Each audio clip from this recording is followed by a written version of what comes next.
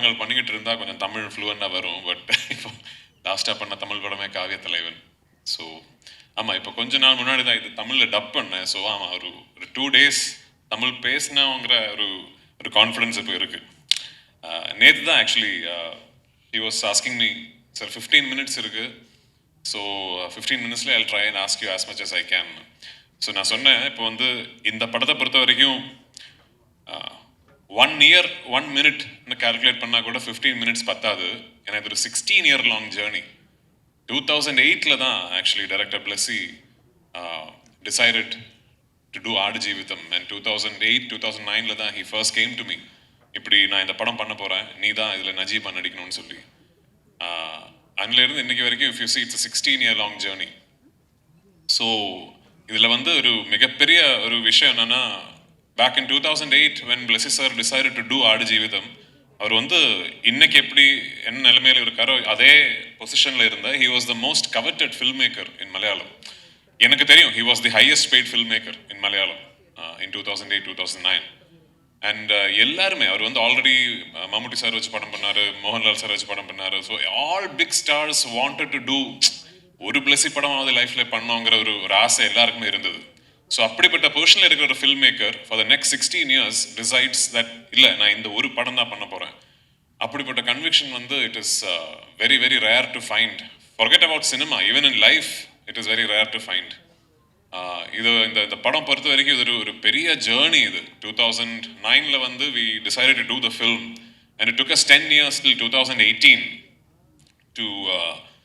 To finally start rolling, start shooting. ஏன்னா இவ்வளோ பெரிய படம் இந்த பட்ஜெட்டில், இந்த ஸ்கேலில், இந்த கேன்வாஸில் வந்து 2008-9 டைமில் it was impossible to imagine, especially from the Malayalam industry. அந்த 10 வருஷம் Blessy sir actually set up the project, almost brick by brick, and finally we were able to start shooting in 2018. Adla vandu today I have to tell all of you, especially that now we are in Chennai, இந்த படத்துக்கு வந்து இல்லை இப்படி ஒரு மிகப்பெரிய ப்ராஜெக்டுக்கு இவ்வளோ செலவு பண்ணி இந்த ஸ்கேலில் பண்ணலாங்கிற ஒரு ஜஸ்டிஃபிகேஷன் வர்றதுக்கு மிகப்பெரிய காரணம் வந்து ரஹ்மான் சார் தான் actually. when we decided that we will, so I have to, ஒரு சின்ன story I have to, actually I don't know if Rahman sir also knows this, I don't know if I've said this, ஒரு சின்ன story I have to tell you sir. So when Blessy sir and me, I remember it was in my vanity van in 2009 I think. So like the first discussion we had is who's doing the music. So only 2 names actually we were, of course அன்னைக்கு வந்து when you dream you can dream, இல்ல limitless-ஆ dream பண்ணலாம். So 2 names we discussed. One, the first name is A.R. Rahman sir and second name is Hans Zimmer. So we actually mailed both Hans Zimmer sir and A.R. Rahman sir, and we got the reply first from Hans Zimmer's team I think, because I think we mailed the wrong email address. So Hans Zimmer oda team la ஏதோ ஒரு மேனேஜரா யாரோ ஒருத்தர் reply பண்ணார், ஆமா இப்படி பார்க்கலாம் அது இது இல்லை. But then we got the opportunity to get the access to Rahman sir. அந்த டைம்ல எப்படி how to get to Rahman sir னு கூட தெரியல. Although we for us in Kerala we still think ஆமா அவர் வந்து நம்ம ஆளு, ஃபர்ஸ்ட் படம் யோதா மலையாளத்துல பண்ண. He's like when you if you see Rahman sir in Kerala, people relate to him like a Malayali only. But we didn't know how to get to him. But finally we got access to him, and the ஒரு faculty of a ஜீனியஸ்னு சொல்றது வந்து the expert in his or her own craft மட்டும் கிடையாது. You should be able to spot something special இல்லை. So அந்த அளவில் வந்து he is one of the greatest geniuses to have lived in our times. I think it is that first மீட்டிங்லேயே வந்து I think Rahman sir understood that we are trying to pull off something very special, and he said yes, I am doing the film. Rahman sir oda per vandu when it got associated with the project is when suddenly the film, even in Kerala அந்த டைம்ல A.R. Rahman பண்றாரா, ஐயோ அப்போ அந்த level படம் அந்த so அந்த அப்படிப்பட்ட ஒரு டாக் வந்து it really helped us a lot during the setting up stage. So I have to take this opportunity to thank Rahman sir for showing the faith and the trust in this project, and more importantly in Blessy's vision. So finally 2018 we started shooting, and so இதில் வந்து ஒரு பெரிய transformation is part of playing the role. ஏன்னா வந்து ஒரு 3.5 years ஒரு டெசர்ட்டில் வந்து ஸ்டக்கான ஒருத்தரோட கதை. இது கதை கிடையாது ஆக்சுவலி, இது வாழ்க்கை, ஒருத்தர் நிஜமாவே வாழ்ந்த வாழ்க்கை. அது ஃபார் another discussion. ஸோ இந்த படத்தோட பிகினிங் போர்ஷன்ஸில் வந்து நான் நிறைய வெயிட் போட்டேன். ஏன்னா வந்து நிறைய வெயிட் போட்டுட்டு அப்புறம் if you start losing the change பயங்கரமாக இருக்கும்னு சொல்லி I put on a lot of weight. And we did the Kerala portions and we went to Jordan. In Vadiram, we shot the first desert schedule where I was hefty and, you know, I had put on weight.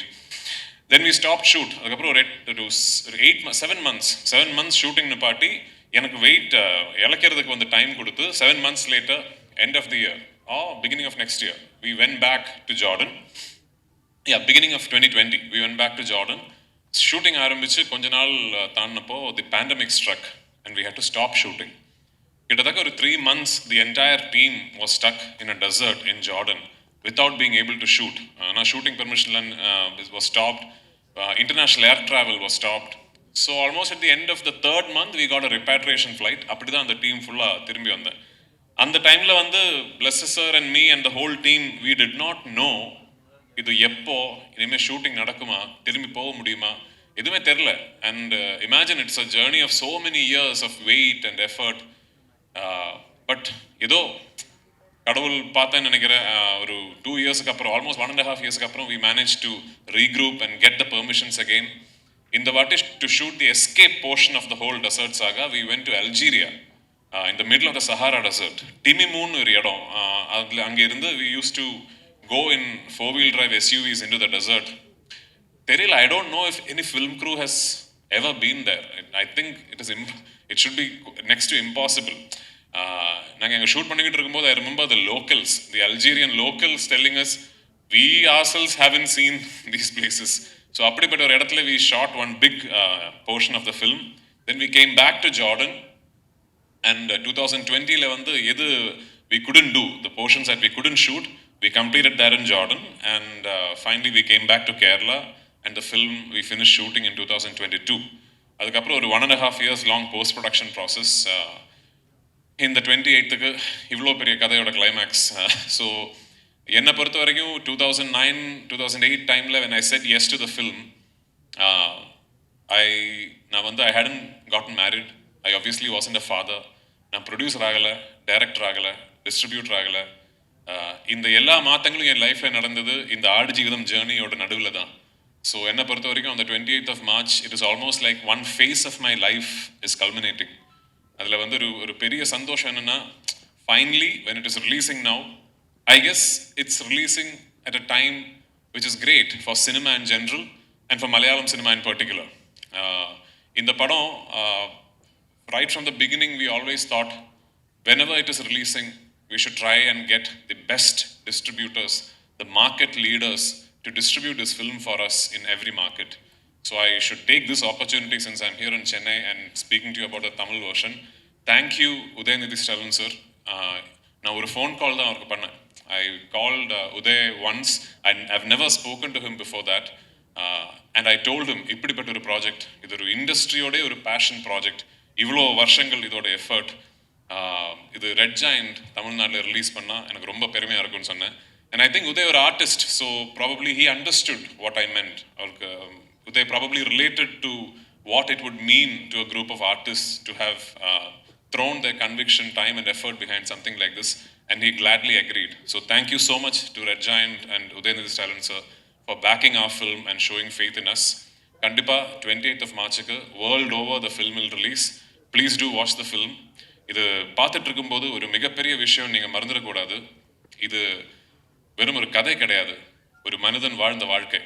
And நஜீப்ங்கிற மனிதன் இன்னைக்கு he's with us alive and well. He fought the circumstances. He found the strength to survive the circumstances. And he came out of it to be able to tell his tale.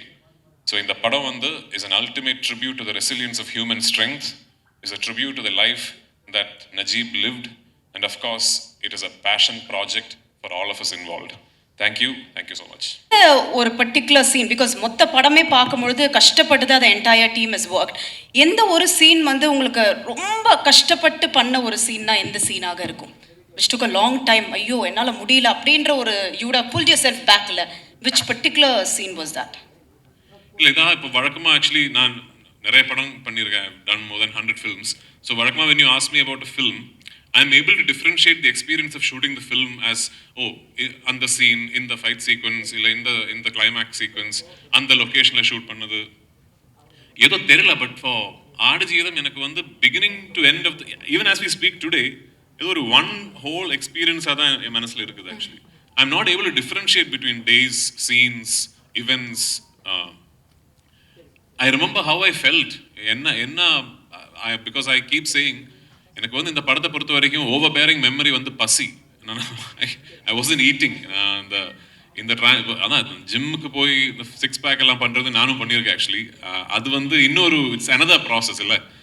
இந்த படத்தை பொறுத்த வரைக்கும் இந்த transformation required me to look like somebody who did not have access to enough food, somebody who was starving.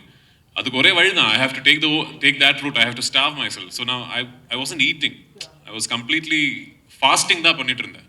Almost at times the fast use to go on for 3 days, 72 hours. ஸோ இந்த படம் வந்து shooting பண்ணிட்டு போயிட்டு இருக்கும்போது என்னோட ஞாபகத்தில் வந்து பசி தான் main. when I wake up I am hungry, through the day I am hungry, when I go to sleep I am hungry.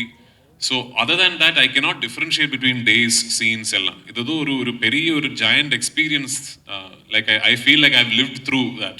So ஆமா, it's tough for me to pick one. Okay, thank you so much. So அடுத்தபடியாக அனைவருக்கும் வணக்கம்.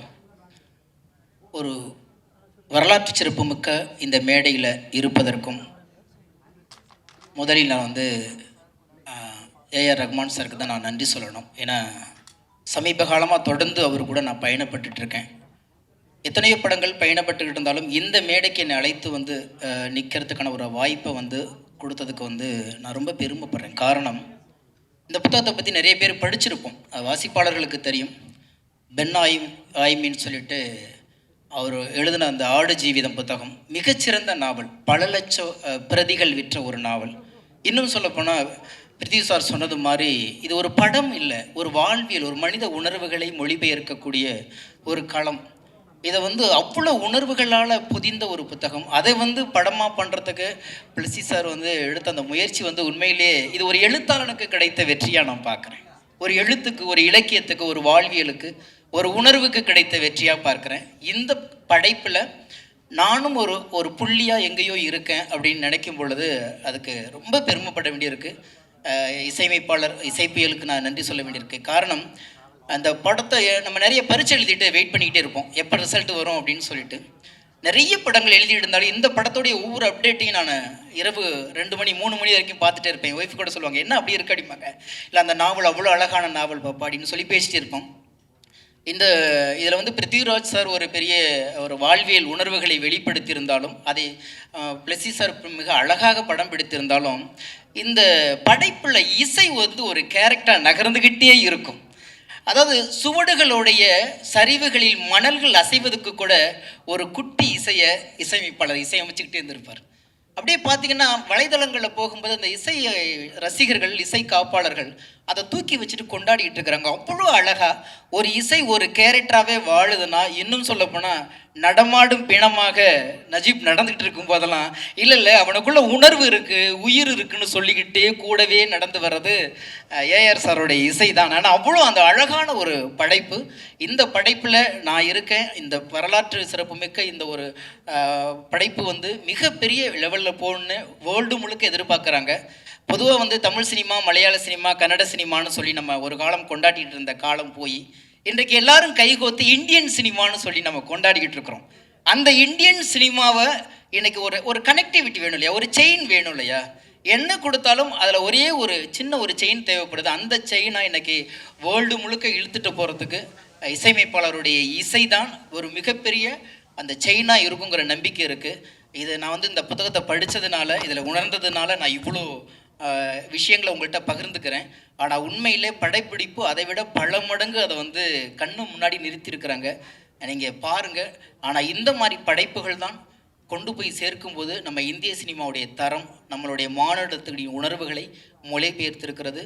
எனவே இந்த படைப்பில் எனக்கும் ஒரு பாடல் கொடுத்து என்னையும் இங்கே ஒரு படைப்பாளனாக அங்கீகரித்ததற்கு அத்தனை குழுக்களுக்கும், குறிப்பாக ஏஆர்ஆர் சார் எல்லாத்துக்குமே நன்றி கூறி விடைபெறுகிறேன். நன்றி, வணக்கம். Hi, good evening. Well, I'm very happy to be here. because this is such a great adventure for me. Yes, I live in LA.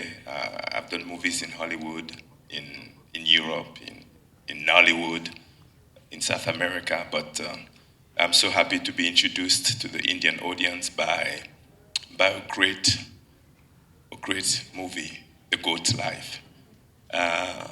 It was one of those adventures where you don't think that you'll ever experience, because shooting in the deserts of Algeria and Wadi Ram is almost like a dream. As hard as it was, but it was also an experience of a lifetime. And I believe that this is probably one of the greatest adventure movie that any of you guys will see. It's a human story. It's very inspirational, and I'm so privileged to have worked with probably some of the best that India has to offer, from the lead actor Raj, to the extremely commending director Blessy, who has the soul of an angel. I believe he might be a saint in a different life, and of course your own super composer A.R. Rahman, without forgetting our DP, who's provided us of images that will blow your mind, Sunil. So very happy to be here.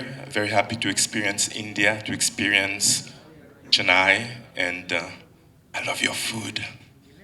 Thank you. அப்படின்னு சொல்லியிருக்காங்க. So thank you once again to Jimmy. And yes, அடுத்தபடியாக I think man of few words, ரொம்ப குறைவாக பேசுவார், ஆனால் அது எல்லாமே தக் மூமெண்ட்டாக மாறிடும். அண்ட் அவர் கொஞ்சம் பேசினா கூட ஐ திங்க் அவரோட தாளம் வந்து கேட்காத நபரே இருக்க முடியாது.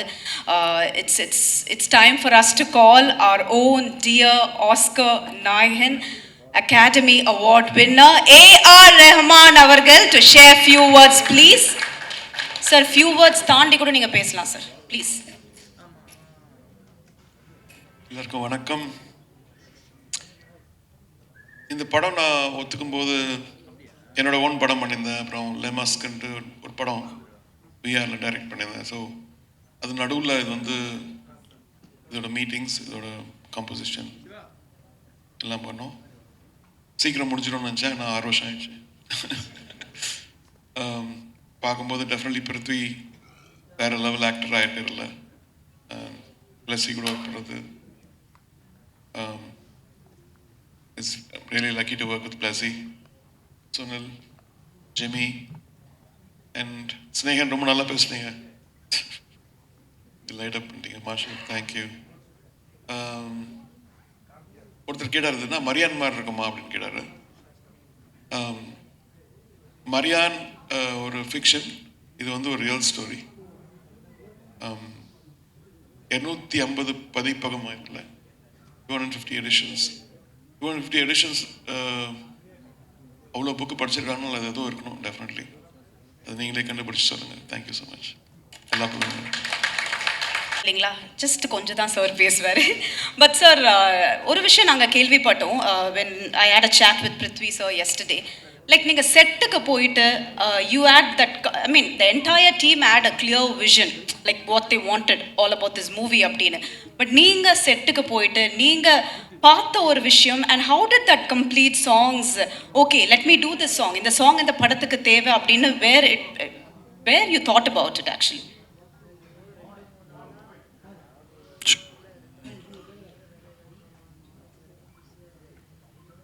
செட்டுக்கு ஆக்சுவலி நான் ஜார்டன் பார்த்ததில்ல. ஸோ அவங்க கேட்டு அந்த அல்ஜீரியா வரையார் ஜார்டன், சரி வரேன்னு சொன்னேன். வந்தோடனே ஒரு கேமரா வச்சுட்டாங்க, வச்சுட்டு ஒரு மியூசிக் வீடியோ பண்ணிடலாம். சரி, அதான் ஒருத்தர் கேட்டார், எப்படி அந்த ஜாக்கெட்டு கிளாஸ்லாம் போட்டு போறீங்க வெயில்? அப்போ வெயில் அவ்வளோவா இல்லை, ஸோ தப்பிச்சேன் நான். பட் டெஃபினெட்லி ஒரு வேர்ல்டு வந்து ஒரு சைடில் அப்படியே ஓடின்னு இருக்கும்போது, இவங்க வந்து நிதானமாக ஒரு படத்தை எடுத்துருக்கும் போது, I think we need people like Blessy, we need people like Prithviraj to believe in these kind of stories. நம்மளுக்கு ரொம்ப வயலன்ஸ் இப்படி பார்த்து இது ஒரு பியூட்டிஃபுல்லாக ஒரு இன்னர் சோல் சர்ச்சிங் மூவியாக இருக்குது. கண்டிப்பாக நம்ம எல்லாரும் ஒரு ஆடு ஜீவிதம் காண்றோம். ஆக்சுவலி சில பேர் வந்து ஃபேமிலியில் காண்றாங்க, சில பேர் வந்து கெரியரில், இவர் வந்து டெசர்ட்டில் கேரளாலேருந்து போய் பார்க்குறாரு. Thank you, sir. Thank you so much. But நிஜமாவே I think it was a big blessing to all of us. உங்க முன்னாடி அந்த போட்டு என்ன டார்ச்சர் பண்ணிட்டாங்க, பட் நான் மன்னிச்சிடுறேன். சார் நான் ஒன்று தான் சார், உங்கள் விஷன் எப்போவுமே கிளியராக இருக்கிறதுனால தான் அவங்க வந்து அதை அவங்க முதல் கொண்டு எல்லாருமே என்ஜாய் பண்ணுறோம் அந்த சாங்ஸை. அடுத்தடுத்தும் நீங்கள் இதே மாதிரி எங்களுக்கு கொடுத்துட்டே இருக்கணும் சார், அவ்வளோதான். நான் அப்போவே சொல்லிட்டேன் sir, we need your energy sir, simple. உங்கள் சாங் மூலியமாக நாங்கள் சொல்லிடுறோம். So thank you one more time for your sir, thank you so much. And அடுத்தபடியாக முக்கியம், ஸோ நீங்கள் சொன்னீங்க, அதாவது ஒரு புக்கை வந்து நம்ம படமாக எடுக்கும் பொழுது அந்த கனெக்ட் டு தி ஆடியன்ஸ் நிறைய எதிர்பார்ப்புகள் ரொம்ப ஜாஸ்தி இருக்கும். So what was one thing you wanted to do? Okay, அந்த நஜீப் மாதிரி ஒரு கேரக்டர் எடுத்து நான் படமாக மக்கள்கிட்ட கொடுக்கணும். What was it one thing? Why was it actually? Actually எனக்கு தமிழ் நல்லா வராத, அதர்வைஸ் இதுக்கு மேலே பேசணும் இருக்கு. இப்போது ஒரு 3 months பேக்கு நம்ம படத்தோட ப்ரொமோஷனுக்காக ஆக்சுவலாக எல்லோரும் நஜீப் மாதிரி பேசிகிட்டே இருக்கு. நஜீபோட வீட்டில் சைனுன்னு ஒரு கேரக்டர் இருக்கு, இவரோட ஒய்ஃபு. இவர் போகுമ്പോൾ അവർ ப்ரெக்னெൻ്റ് ആയിരുന്നത് 3-4 months ப்ரெக்னெൻ്റ് ആയിരുന്നു. அந்த ஆளும் நம்ம எதுவும் சொல்லவில்லை அല്ലേ. ஐ தாட் இந்த படத்துக்கு ப்ரொமோஷனுக்காக அதர்வைஸ் അല്ലെങ്കിൽ இந்த படத்தோட ஒரு நெக்ஸ்ட் வியூ மாதிரி அந்த பொண்ணோட ஒரு என்ன ஸ்ட்ரகிள் கொஞ்சம் காட்டணும்னு திங்க் பண்ணியிருந்தேன். அப்போ தான் என்னோட ஒரு ஃப்ரெண்டு சொல்லியாச்சு, இப்போ ரீசெண்டாக தமிழ் பத்திரிகையில் வந்திருக்கே, ஏதோ ஒரு லேடி ஹஸ்பண்டு வெளியூரில் போயிட்டு 2 years-ஆக வெயிட் பண்ணிகிட்டே இருந்தேன். അപ്പം മാരേജ് മുടിഞ്ഞ് ഏതോ 2 weeks അപ്പുറം തന്നെ അവർ വെളിയൂർ പോയത്. ബട്ട് അവരെ മിസ്സിങ് ആയിച്ച്. ആഫ്റ്റർ 2 years ആയിച്ചിട്ട് அந்த ரிலேட்டிவ்ஸ் பேரண்ட்ஸ் எல்லாமே சொல்லி ஃபோர்ஸ் பண்ணி இந்த பொண்ணுனை மேரேஜ் பண்ணியாச்சு. புதுசாக ஒரு ஆள் மேரேஜ் பண்ணியாச்சு. அந்த மேரேஜ் முடிஞ்சதுக்கப்புறம் ஆஃப்டர் 1 week இந்த ஃபஸ்ட்டு ஹஸ்பண்ட் திருப்பி வந்தாச்சு. அது பத்திரிகையில் உங்களுக்கெல்லாம் தெரிஞ்ச வார்த்தைன்னு நினைக்கிறேன். ஸோ அந்த மாதிரி நிறைய விஷயங்கள் நம்மக்கிட்ட நடந்துகிட்டே இருக்கு. அதில் ஒன்று மட்டும்தான் நஜி. Thank you sir, thank you. உங்களோட விஷன் வந்து ரொம்ப கிளியராக இருந்ததுனால தான் கண்டிப்பாக இவ்வளோ தூரம் ஐ திங்க் இன்னைக்கு நம்ம எல்லாருமே ஒன்று சேர்ந்துருக்கோம் அப்படின்னு சொல்லலாம். ஸோ உங்கள் வேர்ஷன்லேயே சொல்லலாம், I think every breath is a battle. So I think it was a big battle and I think March 28